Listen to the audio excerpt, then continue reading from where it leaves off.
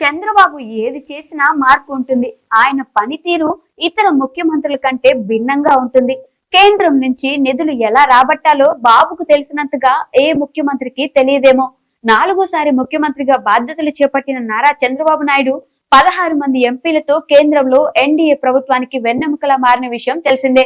ఈ నేపథ్యంలో ఈ 5 ఏళ్లలో కేంద్రం నుండి వీలైనన్ని ఎక్కువ నిధులు, ఎక్కువ ప్రాజెక్టులు, ఎక్కువ పరిశ్రమలు సాధించి ఆంధ్రప్రదేశ్ ప్రగతిని పరుగులు పెట్టించాలని దృఢ నిశ్చయంతో ఉన్నట్లు తెలుస్తోంది. ఆయా రాష్ట్ర ప్రభుత్వాల నుండి కేంద్రానికి అనేక వినతులు వెళ్లడం సాధారణంగా జరుగుతూనే ఉంటుంది. అయితే అక్కడ ఢిల్లీలోని కేంద్ర కార్యాలయాల్లో ఆ ఫైళ్లు ముందుకు సాగడం, వాటిని ఆమోదింప చేసుకోవడమే అసలైన సమస్య. ఈ నేపథ్యంలోనే చంద్రబాబు టీడీపీకి ఉన్న 16 మంది ఎంపీలను కేంద్రానికి, రాష్ట్రానికి మధ్య రాయబారులుగా వాడుకోవాలని నిర్ణయం తీసుకున్నట్లు సమాచారం. ఈ మేరకు 16 మంది ఎంపీలకు వివిధ శాఖలను అప్పగించి ఆయా శాఖల ఫైళ్లను క్లియర్ చేయించుకుని తీసుకురావాలని సూచిస్తున్నట్లు తెలుస్తోంది. ఈ నెల 22 నుండి పార్లమెంట్ సమావేశాలు ఉన్న నేపథ్యంలో ఆలోపే ఎంపీలకు శాఖలను అప్పజెప్పనున్నట్లు తెలుస్తోంది. ఈ మేరకు పార్టీ ఎంపీలను తీసుకువెళ్లి కేంద్ర మంత్రులకు వినతి పత్రాలు ఇప్పించి ఆ ఫైళ్లను క్లియరెన్స్ చేయించే బాధ్యతలను పార్లమెంటరీ పార్టీ నేతగా ఉన్న లావు శ్రీకృష్ణదేవరాయలకు అప్పగించారు.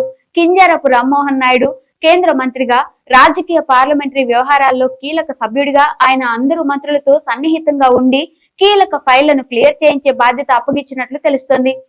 ఎన్డీఏలో టీడీపీ ప్రస్తుతం కీలక భాగస్వామి. టీడీపీ తరపున గెలిచిన వారిలో అనేక మంది విద్యాధికులు ఉన్నారు. ఈ నేపథ్యంలో అనేక పార్లమెంటరీ కమిటీల్లో టీడీపీకి చెందిన వారికి అవకాశాలు పుష్కలంగా లభించనున్నాయి. వీరంతా ఆ బాధ్యతలు చేపట్టాక ఆయా శాఖల ఉన్నతాధికారులు మంత్రులతో సాన్నిహిత్యం పెంచుకుని ఏపీకి సంబంధించిన వాటిని సాధించుకుని రావాలని చంద్రబాబు చెబుతున్నట్లు తెలుస్తుంది.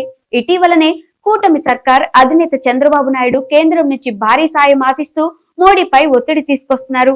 ఇప్పటికే ఢిల్లీకి వెళ్లిన చంద్రబాబు ప్రధాని మోడీతో పాటు పలువురు కేంద్ర మంత్రుల్ని కలిసి వచ్చారు. వారి ముందు చాలా డిమాండ్లు పెట్టారు.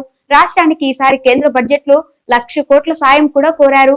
దీంతో పాటు పలు ప్రాజెక్టులు కేటాయించాలని అడిగారు. ఇందులో 5 రోజుల్లోనే ఓ భారీ ప్రాజెక్టుకు కేంద్రం సై అనేసింది. సుదీర్ఘ తీర ప్రాంతం ఉన్న ఏపీలో బీపీసీఎల్ రిఫైనరీ, పెట్రోకెమికల్ కాంప్లెక్స్ కేటాయింపు కోసం చంద్రబాబు చర్చలు జరిపిన విషయం తెలిసిందే. ఇతర ముఖ్యమంత్రుల కంటే చంద్రబాబు భిన్నంగా పనిచేస్తూ ఏపీకి నిధులు తీసుకురావడంలో సక్సెస్ అవుతున్నారు.